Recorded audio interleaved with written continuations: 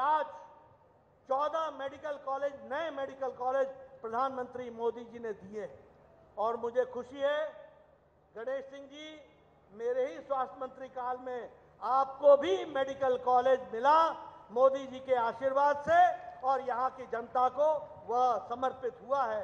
इसके लिए भी आपको मैं बधाई देता हूँ। उसी तरीके से हमारे शिवपुरी के हमारे ज्योतिरादित्य जी बैठे हैं, उनसे पूछिए कि किस तरीके से उनका मेडिकल कॉलेज से वो वंचित हो गए थे, उनको भी मेडिकल कॉलेज देने का प्रयास किया है।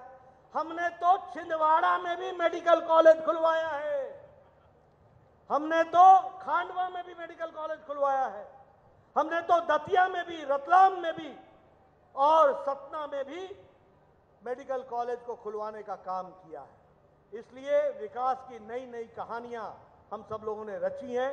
फिर चाहे अगर हम धार्मिक दृष्टि से देखें तो चाहे ओमकारेश्वर हो, चाहे अमरकंटक हो, 100 करोड़ रुपए की लागत से इन स्थानों को बढ़ाने का काम प्रधानमंत्री मोदी जी कर रहे हैं और शिवराज जी उनको धरती पर लगा रहे हैं। मित्रों, मैं अगर विकास की कहानी कहूंगा तो बहुत लंबी कहानी हो जाएगी, मैं आपका ज्यादा समय नहीं लेना चाहता, लेकिन एक बात मैं गारंटी से कहना चाहता हूं कि आज मध्य प्रदेश मुख्य धारा में है।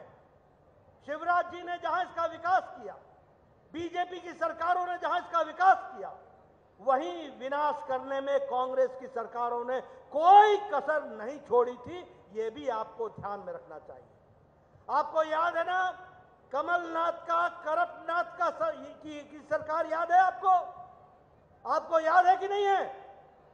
आपको याद है कि नहीं है कि कमलनाथ की सरकार भ्रष्टाचार से युक्त सरकार थी?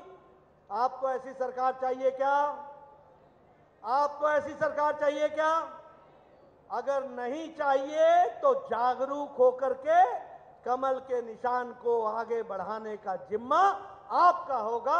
ये आपको इसकी चिंता करनी पड़ेगी। मित्रों, अभी मैं जब यहां बैठा हूं, मेरे पीछे राजेंद्र शुक्ला जी बैठे हैं।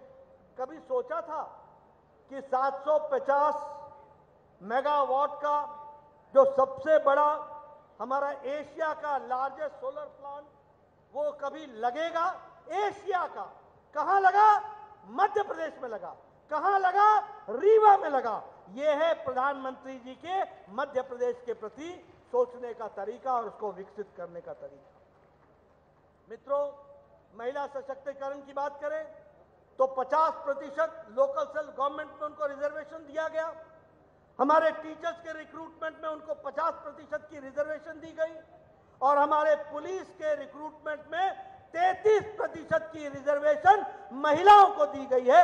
ये आज विकसित महाराष्ट्र, मध्य प्रदेश को बढ़ाने का काम हमारी सरकार ने किया है कि कैसे मध्य प्रदेश विकसित हो सकता है और करना है, इसको हमको ध्यान में रखना चाहिए।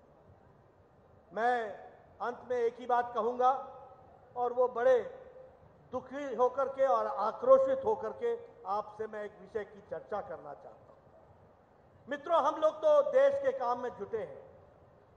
ये एनडीए का गठबंधन मोदी जी के नेतृत्व में पूरी ताकत से भारत को विकसित राष्ट्र के रूप में बढ़ाने के लिए लगा।